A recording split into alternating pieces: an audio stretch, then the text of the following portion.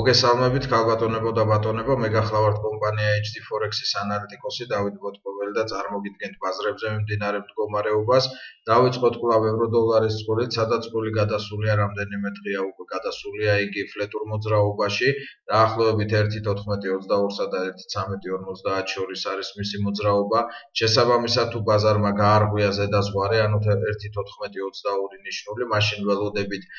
პირველ ეტაპზე 1.15 ნიშნულს მაქსიმალურ წერტილს ფსიქოლოგიურ ბარიერს, ხოლო იმ შემთხვევაში თუ ბაზარმა გაარღვია 1.13.50 ნიშნული ქვევით, ამ შემთხვევაში ჩვენ ველოდებით უკვე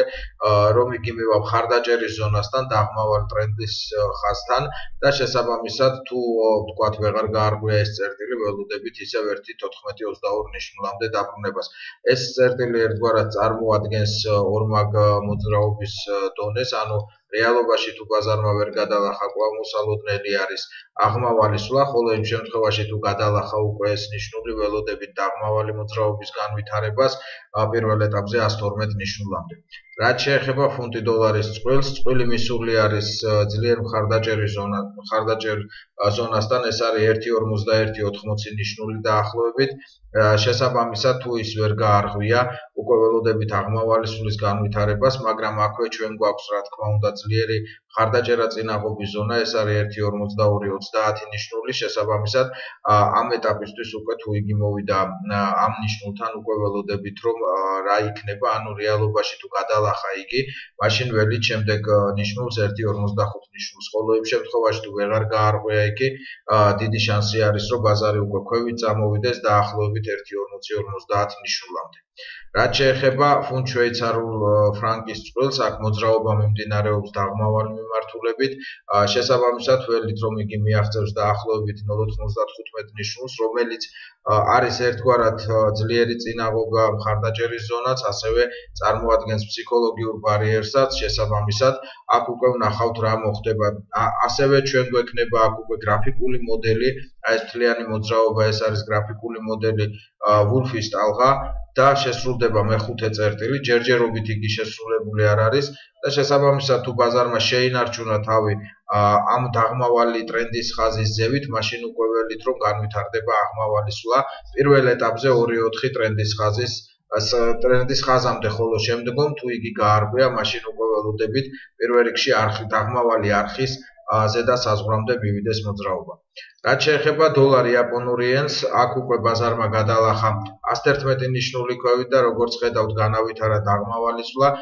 მისთვის მხარდაჭერის ზონა ამ შემთხვევაში არის 110 ნიშნული, იგი ასევე წარმოადგენს თავისთავად ფსიქოლოგიურ ბარიერს, დიდი ნულოვანი ნიშნულია და შესაბამისად იქ უკვე დავაკვირდებით რა მოხდება, ანუ თუ ბაზარმა გაარღვია 110 ნიშნული, პირველ რიგში ველოდებით 108 ნიშნულის დაფიქსირებას ქვევით, ხოლო იმ შემთხვევაში თუ არ გაარღვია 110 ნიშნული, ვერ მოახერხა მისი გადალახვა, ველოდებით რომ იგი კვლავ დაბრუნდეს პირველ ეტაპზე 111 ნიშნულამდე, ხოლო მისი გარღვევის შემდეგ უკვე მოძრაობა შეიძლება წავიდეს 113-20 ნიშნულამდე.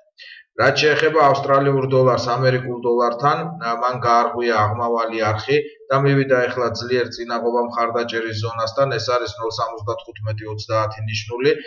ფაქტიურად ეს არის ორმაგი მდგომარეობა ბაზრისთვის, ანუ თუ ბაზარმა შეინარჩუნა ეს ნიშნული, შესაძლებელი არის რომ კვლავ გააგრძელოს მოძრაობა, თუმცა ამ ეტაპისთვის დაფიქსირებულია ეს მთელი მოძრაობა, არის 3 ინდიელის გრაფიკული მოდელი, შესაბამისად ველოდებით რომ ბაზარი უკვე მოტრიალდეს, ანუ გადავიდეს საკორექციო მოძრაობაში, დაღმავალ სვლაში და არ არის გამორიცხული, იგი მივიდეს 0.73-80 ნიშნულამდე, ხოლო მისი გარღვევის შემდეგ უკვე მივიდეს 0.7 ნიშნულამდე. რაც შეეხება დოლარ კანადურ დოლარს, აქ მოძრაობა დღეს წარიმართა აღმავალ მიმართულებით, თუმცა ეს ყველაფერი არის საკორექციო უკან დახევა, რადგანაც ძირითად ტრენდს წარმოადგენს დაღმავალი სვლა მთლიანობაში დღის გრაფიკზე, 4 საათიან გრაფიკზე და ასევე საათიან გრაფიკზე ნათლად ჩანს რომ ეს არის დაღმავალი ტრენდი და შესაბამისად ეხლა არის აღმავალი კორექციული უკუსვლა.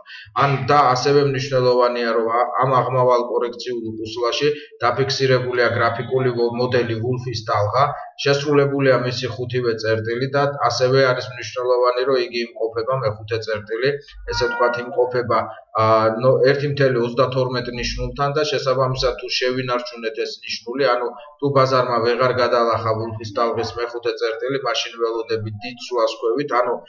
ბაზრის ტრენდში დაბრუნებას ველოდებით უკვე და პირველ ეტაპზე რა თქმა უნდა აი ამ დაღმავალ ტრენდის ხაზამდე და შემდეგ მისი გარღვევის შემდეგ უკვე ნულოვან წერტილამდე. ყველას გისურვებ წარმატებულ ვაჭრობას, გმადლობთ ყურადღებისთვის.